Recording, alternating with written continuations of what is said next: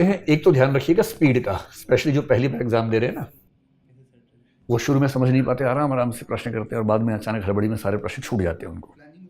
शुरू से ही ध्यान रखना है कि स्पीड मेंटेन रहे, और स्पीड मेंटेन करने का सबसे अच्छा तरीका क्या है? देखिए 10-15 प्रश्न ऐसे होंगे एग्जाम में जो आपका एरिया है ही नहीं, उन प्रश्नों को देखते ही आप समझ जाएंगे कि मेरे एरिया का नहीं है। जो आपके एरिया का एकदम नहीं है, जो आपके एरिया से बाहर है, उस पर टाइम मत खराब कीजिए, उसको देखते ही स्किप कर दीजिए, आगे बढ़ जाइए।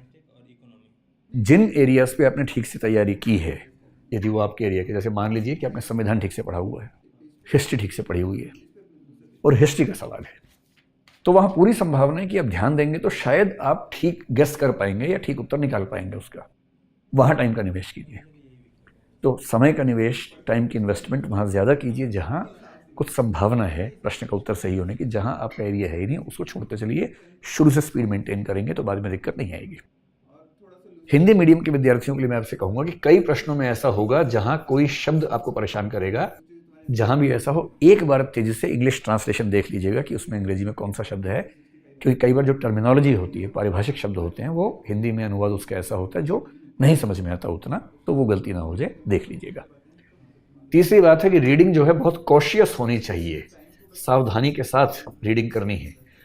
मैं जब खुद एग्जाम देता था तब मुझसे भी एक आध बार ये गलती हुई थी, और ये गलती आमतौर पर हो ही जाती है। आप पाएंगे हर वर्ष लगभग हर व्यक्ति कम से कम 1 या 2 प्रश्न इसी चक्कर में गलत करके आता है कि प्रश्न के ऊपर लिखा था निम्नलिखित में से कौन सा कथन असत्य है, और उसने सत्य मान के आंसर कर दिया। निम्नलिखित में से कौन सा विकल्प ठीक नहीं है, और आपने ठीक है मान के आंसर कर दिया। तो प्रश्न में विशेष रूप से जो पहली लाइन है या प्रश्न की जो आखिरी लाइन है, जो स्टेटमेंट है, जो दरअसल प्रश्न को डिफाइन करती है, जो क्वांटिफायर उसमें लगा हुआ है, उसको बहुत ध्यान से पढ़िएगा। क्योंकि अगर आपका एक प्रश्न में गलत हो गया ना आता हुआ, तो जो प्रश्न सही होता उसमें आपको 2 नंबर मिलते हैं, जो गलत हुआ उसमें आपको -0.67 मिला है। एक सही प्रश्न के गलत हो जाने का मतलब है 2.67 अंकों का नुकसान जीएस में होना, और सीसेट में तो 2.5 + 0.83 हो जाएगा, 3.33 अंकों का नुकसान होगा एक प्रश्न के, ऐसे प्रश्न के गलत हो जाने से जो प्रश्न आपको आता था और आप हड़बड़ी में ऐसा करके आ गए हैं। एक चौथी समस्या कई बच्चों को आती है। देखिए जो पेपर होता है उसके 4 सेट्स होते हैं, ABCD सीरीज होती है। आपके पास जो पहला प्रश्न है, शायद आपके दोस्त के पास, पीछे वाले के पास वो प्रश्न हो सकता है कि 26वां हो या 51वां हो या 76वां हो। तो आमतौर पर 20, 30, 25 के हिसाब से प्रश्नों के सेट होते हैं जो अलग अलग क्रम में रहते हैं। ये संयोग की बात है कि मान लीजिए आपका विषय राजनीति विज्ञान है और शुरू में पॉलिटी के ही सवाल 10 एक साथ आ गए, तो आपकी बाँछें खिल जाएंगे, आप कहेंगे अरे वाह यार मज़ा आ गया आज तो।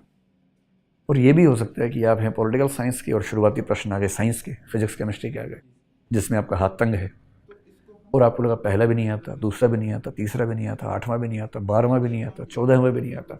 पहले 14 प्रश्नों में लगातार क्लीन बोल्ड हुए जा रहे हैं, एकदम मैदान सूना पड़ा हुआ है। और ऐसे में कई बच्चों को लगता है कि अब क्या फ़ायदा, चलो उठ के चलते हैं, निकलते हैं, छोड़ो गोली मारो। ऐसा नहीं करना है, ये केवल चक्र का मामला है। आपके वाले प्रश्न भी पेपर में छिपे हुए हैं, बस वो सबसे पहले सामने नहीं आए। अगर ऐसा मामला फंसे और शुरू के 8-10 प्रश्नों में आपको लगने लगे कि मामला खत्म हो गया, कोई बात नहीं, गोली मारिए। प्रश्न नंबर 21 से शुरू कीजिए, 1 से 20 अंत में कर लीजिएगा। 21 में देखिए 2-3 सवाल ठीक लगे, न ठीक लगे 41 पे आ जाइए, वहां ना लगे 61 से शुरू कर दीजिए, कोई समस्या नहीं। एक बार जैसे ही आप रिदम पकड़ लेंगे, आप पाएंगे कि चीज़ें ठीक होने लगी हैं, और शुरू में जो प्रश्न छोड़ दिए हैं उनको अंत में कर दीजिएगा। एक मुझसे कई बच्चे पूछते हैं कि जो प्रश्न को हम करते हैं सॉल्व, और जो बबल भरते हैं, जो गोला भरते हैं, उस बबल को हम एक एक प्रश्न में भरते चलें या उसको अंत में एक साथ भरें। ये तो हर व्यक्ति का अपना तरीका है, पर अगर मुझसे मेरी राय मांगेंगे तो मैं ये कहूँगा कि ना तो साथ साथ भरिए, ना एक साथ भरिए अंत में, क्योंकि बबल भरने में टाइम खर्च तो होता है। हर प्रश्न एक बार भरेंगे तो हर बार आपको टाइम लगाना पड़ेगा। मेरा ख्याल है कि 4-5 प्रश्न जैसे ही पूरे हों, जैसे 1 से 5 हुआ तो 5 के बाद रुक के 1, 2, 3, 4, 5 बहुत ध्यान से देखते हुए, कोई मिस्टेक ना हो जाए, क्योंकि बबल भरने की प्रक्रिया में ना आपका सारा ध्यान बबल भरने पे ही हो, और वो एक साथ 5-5 करते रहेंगे तो बेहतर होगा। लेकिन यदि आपने कोई टेस्ट सीरीज कहीं दी है और आपको एक प्रैक्टिस है, तो प्रैक्टिस चाहे 1 by 1 हो, चाहे सारा एक साथ हो, जैसे है वैसे ही कीजिएगा। अगर कोई स्पेसिफिक प्रैक्टिस नहीं है तो मेरी व्यक्तिगत राय ये है कि 5-5 या 10-10 प्रश्नों का सेट लेके एक साथ कर दीजिए, उतना काफ़ी होगा।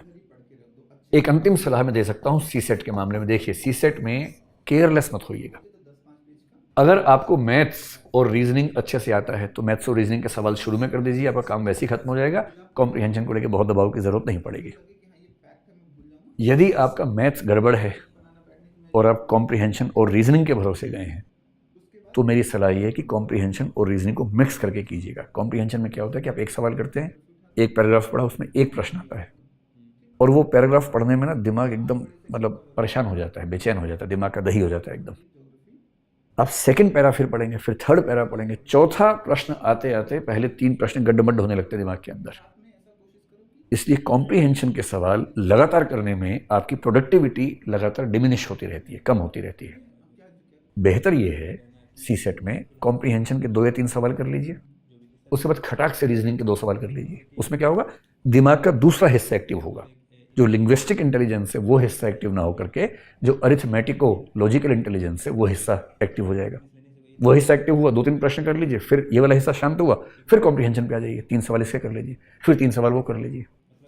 ऐसा करेंगे तो आपके प्रश्नों के सही होने की संभावना भी बढ़ेगी, स्पीड भी बढ़ेगी, एक्यूरेसी भी बढ़ेगी, प्रोडक्टिविटी भी बढ़ेगी।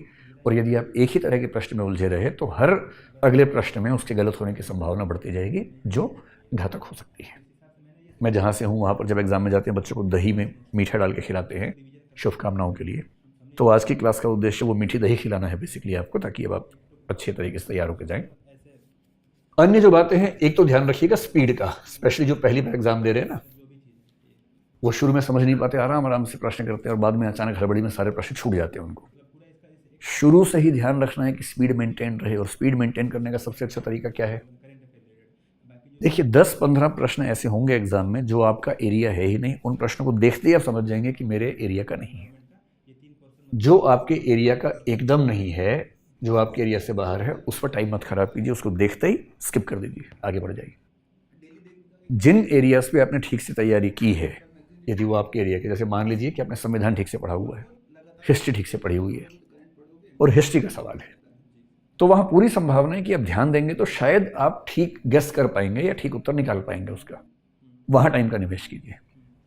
तो समय का निवेश, टाइम की इन्वेस्टमेंट वहाँ ज़्यादा कीजिए जहाँ कुछ संभावना है प्रश्न का उत्तर सही होने की। जहाँ आपका एरिया है ही नहीं उसको छोड़ते चलिए, शुरू से स्पीड मेंटेन करेंगे तो बाद में दिक्कत नहीं आएगी। हिंदी मीडियम के विद्यार्थियों के लिए मैं आपसे कहूँगा कि कई प्रश्नों में ऐसा होगा जहाँ कोई शब्द आपको परेशान करेगा। जहाँ भी ऐसा हो, एक बार तेजी से इंग्लिश ट्रांसलेशन देख लीजिएगा कि उसमें अंग्रेजी में कौन सा शब्द है, क्योंकि कई बार जो टर्मिनोलॉजी होती है, पारिभाषिक शब्द होते हैं, वो हिंदी में अनुवाद उसका ऐसा होता है जो नहीं समझ में आता उतना, तो वो गलती ना हो जाए, देख लीजिएगा। तीसरी बात है कि रीडिंग जो है बहुत कॉशियस होनी चाहिए, सावधानी के साथ रीडिंग करनी है। मैं जब खुद एग्जाम देता था तब मुझसे भी एक आध बार ये गलती हुई थी, और ये गलती आमतौर पर हो ही जाती है। आप पाएंगे हर वर्ष लगभग हर व्यक्ति कम से कम 1 या 2 प्रश्न इसी चक्कर में गलत करके आता है कि प्रश्न के ऊपर लिखा था निम्नलिखित में से कौन सा कथन असत्य है, और उसने सत्य मान के आंसर कर दिया। निम्नलिखित में से कौन सा विकल्प ठीक नहीं है, और आपने ठीक है मान के आंसर कर दिया। तो प्रश्न में विशेष रूप से